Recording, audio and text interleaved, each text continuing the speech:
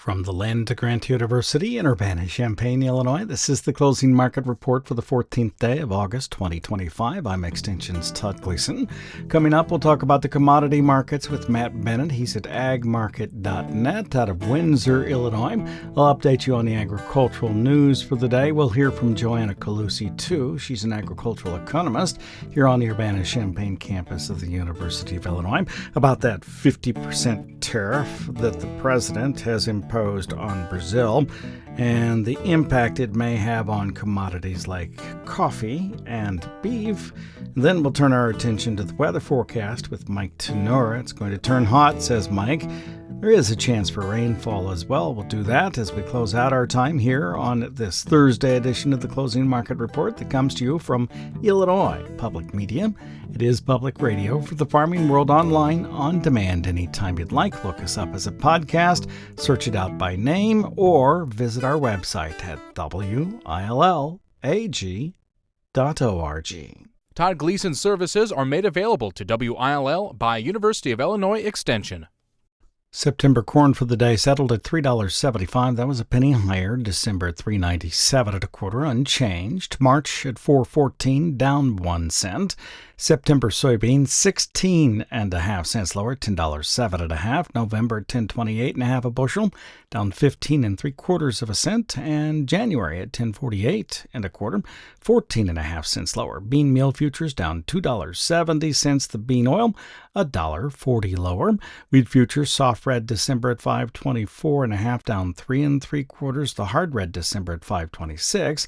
It finished down 2 cents for the day. The live cattle futures in Chicago at $226.82.5, $2.60 lower. Feeder cattle $3.41.25, down $5.60. And lean hogs for the day at $89.12.5. That for 100 pounds. It finished down $1.65 on this Thursday. Curt Kimmel from agmarket.net now joins us as Matt Bennett is taking the stage, and I wasn't able to get hold of him.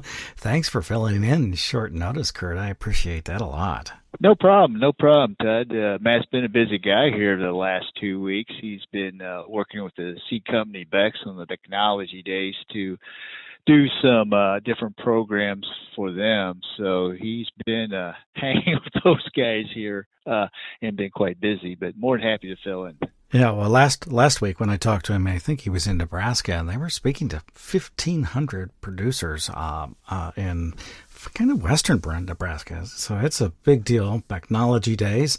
I might have to get to one of those eventually to see what they have on offer, because they must be a big show. Anyway, the big show today was in soybeans at the CME Group in Chicago, where they lost, 16 cents or thereabouts.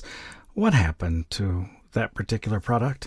Well, a little bit of backing and feeling. Of course, everyone knows the report and the market reaction there, but we absorbed pricing quite a bit of that news. If you're a technician, the November soybean futures went up into that 1045, 1046 area, and going up to 1049 here last night. Kind of filled a chart gap, got close to 1050, and that is probably about enough. Also, when you look at the chart and draw a line sideways, you see we had some previous highs in these levels through here. And I think it was just the function of the market to kind of take a breath here and back and fill. When you look at the supply-demand balance sheet, yes, it's going to be a little tighter than what the trade was looking for. But the main concern is the crop not being sold up by the producer.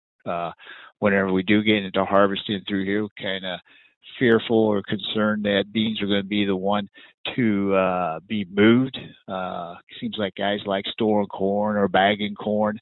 And so there's going to be quite a few beans sold. Also, when you look at the commercial side of the equation, China being absent, this bean basis is starting to get kind of sloppy in some areas in through here.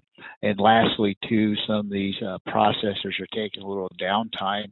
So it's just a function of the market here after the big rally we saw off the 980 area up to close to 1050. Is probably a little bit enough for now, Todd. Adding insult to injury after the USDA report showed a much larger yield for corn earlier this week and also added acreage. CONAB, Brazil's counterpart to USDA this morning, told us that they were increasing the size of their corn crop by 198 million, but 200 is a nice round number, million bushels when you do the conversion. It appears corn actually took that news fairly well today. I was surprised. Yeah, corn's been fairly well beat up here.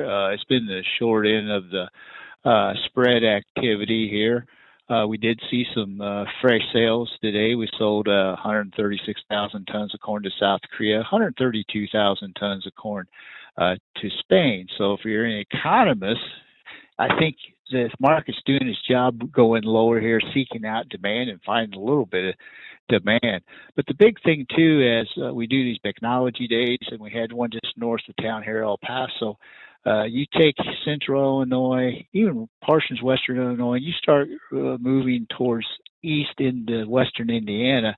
Guys are going out into the field here and actually pulling back shuck and confirming we're seeing a little pollination issue and quite a bit of tip back taking place here. These showers or rain events have been kind of hit and miss. I don't know how big a region as a nation, but it'd be quite interesting to see what Chip and his group has to see here next week as they share that information as they go across the Midwest and visually pull back shucks and see what type of pollination took place. And the Pro Farmer Crop Tour takes off on Sunday evening, actually really on Monday. They gather Sunday to make their way across the Midwest. We'll talk with Sherman Newland each day that week, and we'll hear from Pro Farmer as well, I believe. Sherman will be on the Western Leg. He usually travels that. This is 5 or 7 years, something along those lines. So same routes normally. So he's got a good idea of what it looks like at this point, and it'll be interesting to hear from him. What else have you been watching this week as it relates to the marketplace and the things that are important for producers? You talked about basis for soybeans and possibly breaking, part of that due to China, part of it just storage, also due to China, unavailable storage, that is. Does it have much of an impact on corn? We see the same situation in corn. If you're a buyer of corn, you're kind of stepping back and, man, we got a crop coming. How big? They're going to debate that for quite some time, but there's no urgency to be a buyer here. Big crops have long tails and so forth. So that's the concern here. The base is getting wider. As a company, we've kind of recommend if you can get a decent basis, take it and do some cash replacement, trying to get your house in order going in this fall so you don't pull up at the elevator and say, close, full. So we don't want that. I don't know. I think if the harvest is strung out enough, we'll be okay on finding corn. But the big unknown and the biggest concern is overnight news, tariff news, or what could happen overseas. That's kind of the biggest concern here as we move forward. As price movement, I think we'll have some type of low here this fall and see some recovery. Whether or not it recoups storage costs, we're fixing to find out, Todd. All right. Hey, thank you very much, and I appreciate you filling in for Matt this afternoon. Very good. Nice visiting with you. That is Curt Kimmel. He is with agmarket.net.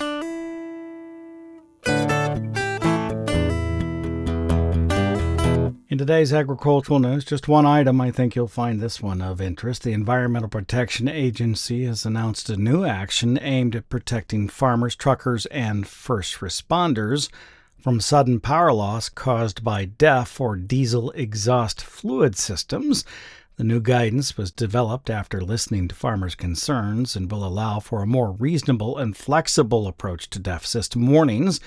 Even Scott Mason, the EPA's regional administrator to the South Central region, was surprised at how quickly the announcement took place. I'm extremely proud to say that from that roundtable that we had in Oklahoma, that we took this back to the administrator and to our Office of Air. They got to work. They started digging in and really looking at this and basically what's going to happen. And this is action that's going to take place now and down the road too. So it's the two for one in a sense. It's really going to benefit our ag sector. Mason talks about the challenges farmers face from DEF system warnings. If the tractor that they're operating runs out of DEF, or if the system sensor fails, it's programmed to automatically shut down or severely restrict power. Now, it could literally strand them in the middle of a harvest, which happens all the time. That's one of the things we heard about at the roundtable. It's very frustrating for the ag community, and really the same goes for truckers too, our first responders. We've even heard horrifying instances of that happening when there are ambulances, for instance, who are trying to transport a patient to the hospital and the vehicle slows down to a very slow mile per hour. So this affects any vehicle that uses diesel fuel. So as I mentioned, we're fixing the problem now. And what does the EPA solution look like? We're going to be fixing it for the future. So what that looks like is for vehicles that people already own and that they're using, and for those manufactured in the future, the engine and equipment manufacturers can right now revise the software in existing vehicles that triggers these shutdowns. And then starting in the model year 2027, all new diesel on-road trucks must be engineered to avoid sudden and severe power loss after running out of DEF. Well, the new guidance is designed for both older equipment and newer options.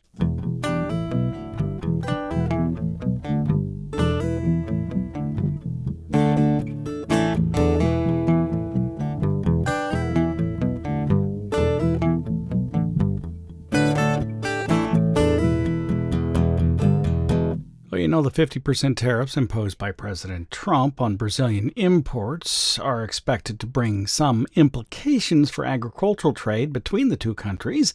While the measure was softened by hundreds of exemptions, including for several of Brazil's key agricultural exports to the United States, the policy still affects a wide range of goods and is likely to shift commercial dynamics across multiple sectors. Joana, Colussi, part of the farmdoc team, has written an article for the farmdoc Daily website that examines the scope of these tariffs. You can find it now at farmdocdaily.illinois.edu. Look under authors for Joana's name, Joana Colussi.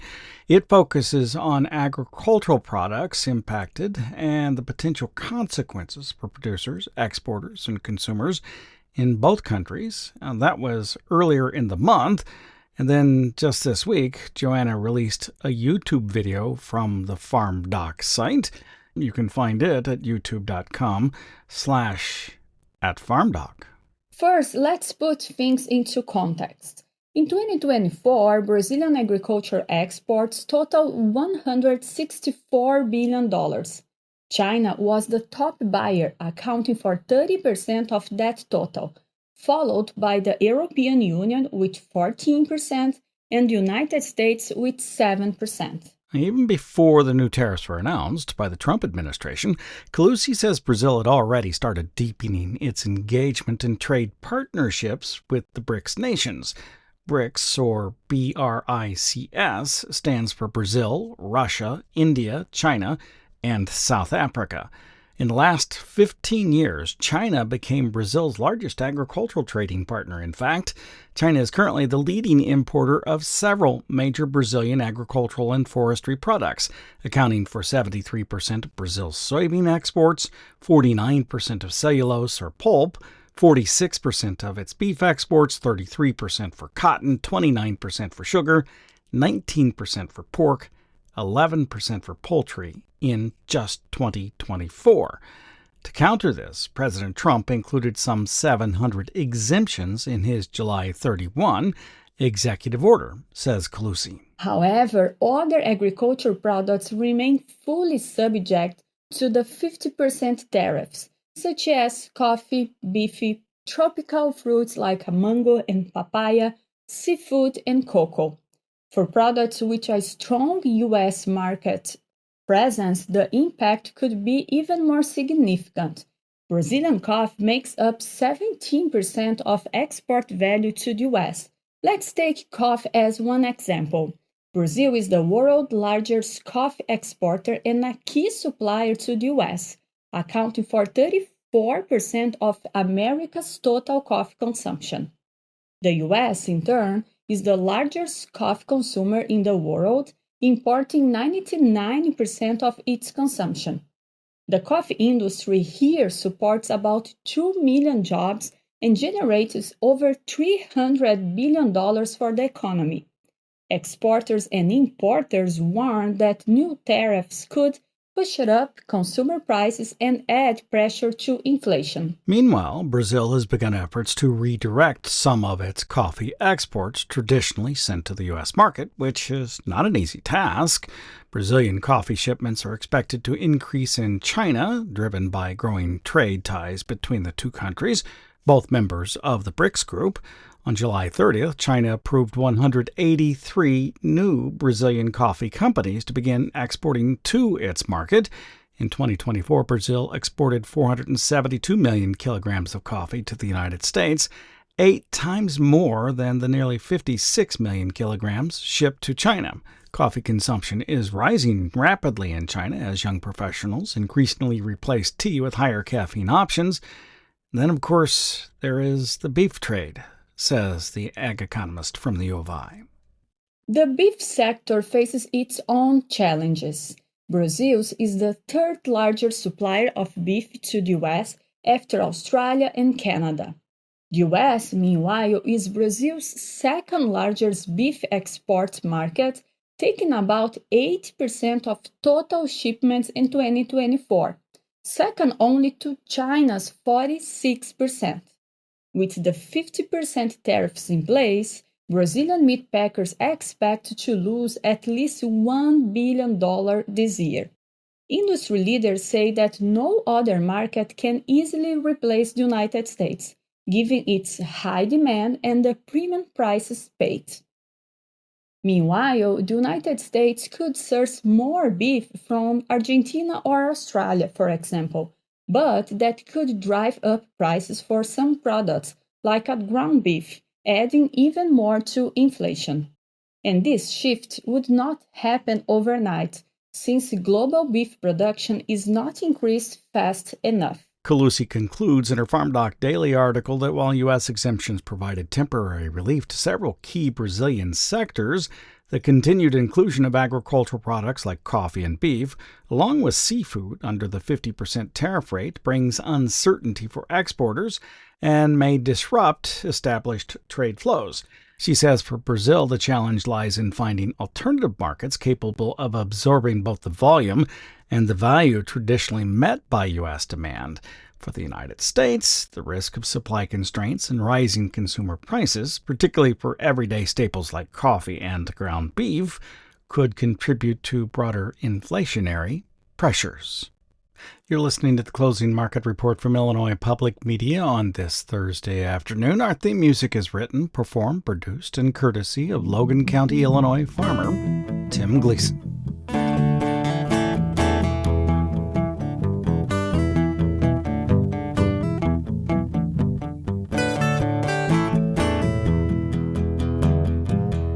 On this Thursday, let's check the global growing regions with the president and CEO of T-Storm Weather. That's tstorm.net online, Mike Tannura. He's here now. Hi, Mike. Thanks for being with us again. I appreciate it. Always great being here, Todd. Thanks a lot for having me. So tell me about this heat that's coming into the Midwest. What do you think it will mean? Well, it'll be a lot warmer than normal over the next 5 to 7 days. We'll see high temperatures in the mid-90s and lows only in the mid-70s for a pretty wide area. That's around 5 to 10 degrees warmer than normal at one of the warmer times of the year. So that will have a bit of an effect on corn and soybean potential, simply because those crops like cool weather this time of the year, and this heat is going to push those crops along just a little bit over the next 5 to 7 days. Now, the big uncertainty regards when will this heat come to an end. We do know that it will come to a rapid end at some point next week, but whether that's on Tuesday and Wednesday or Thursday, Friday, Saturday is the big wild card. Part of the reason for the uncertainty is that a little bit of the heat that's coming in is going to be influenced by what will be Hurricane Erin in the western Atlantic Ocean. That system is developing today, and it will continue to develop into next week. It's going to ride northward along the east coast as we move through next week, and more than likely it will stay offshore, so we don't think this is going to be a large impact or have a large impact on the United States directly. But with the weather, it will help to enhance the heat in the central U.S., especially with eastward extent into the Corn Belt and the Mid-South. So we need to keep an eye on that, Todd. But like I said, it's just a matter of exactly how long this lasts, because once that hurricane gets out of here, temperatures are going to turn a lot cooler, and we'll have highs only in the 70s and 80s and lows in the 50s and 60s starting up around 1 week from now. Does any of this impact rainfall across the Midwest? Well, the initial setup is favorable for nice thunderstorm clusters in the northern Corn Belt. We'll start to see some of those tomorrow and more so Saturday and Sunday, and they should focus on the eastern Dakotas through Minnesota and into Wisconsin. The big wild card with that setup is that occasionally when you see this type of weather pattern, those thunderstorms will then dive southward at night and move into Iowa, Illinois, maybe even Michigan, and into parts of Indiana. Now, that is going to be a risk with this setup, but the more likely scenario is for the upper level high to be strong enough to keep those thunderstorms in the northern areas, and for the hurricane in the Atlantic to also kind of combine with that high to further limit development further to the south. Now, the reason that's important is it hasn't really rained very much for the last 2 to 3 weeks in the southern and eastern Corn Belt and going all the way back into June in the Mid-South. So while we've been talking about this super wet pattern across the Corn Belt that dominated June and into July and even into August, that's all kind of come to a screeching halt here in recent weeks. And so we do need to see some rain in these southern and eastern areas, or dryness is quickly going to turn into a bit of a problem for soybeans in particular. So we don't think the rain chances are very good with this setup. That is what we need to watch, because any improvement or deterioration in those rain chances will probably have an effect on how many soybeans we produce this year. Hey, thank you much. I appreciate it. Yeah, thank you, Todd. I'll talk to you next week. Yes, indeed. Mike Tannura is with T-Storm Weather, tstorm.net online. You may hear more from him on our website. You can do that at willag.org, willag.org. Look for the closing market report. You've been listening, of course, to Illinois Public Media on this Thursday afternoon. Don't forget our Commodity Week program will be up on that same website by about 6 o'clock this evening, probably sooner than that. Many of these radio stations will carry it over the weekend, and you can hear the whole of it tomorrow afternoon right here on Illinois Public Media's home station. The State Fair in Springfield runs through Sunday of this week. Next week, the Pro Farmer Crop Tour kicks off on Sunday evening, and we'll be talking about that Monday, Tuesday, Wednesday, Thursday, and Friday right here on the Closing Market Report. And the following week, the Farm Progress Show takes place in Decatur. I hope you'll come visit us at the University of Illinois tent just inside the main gate. And to the right or the south, you'll find the U of I tent. We'll have a schedule of what's up on stage in the tent up on our website, again at willag.org, in the next 7 to 10 days. Thanks for being with us here. I'm University of Illinois Extension's Todd Gleason.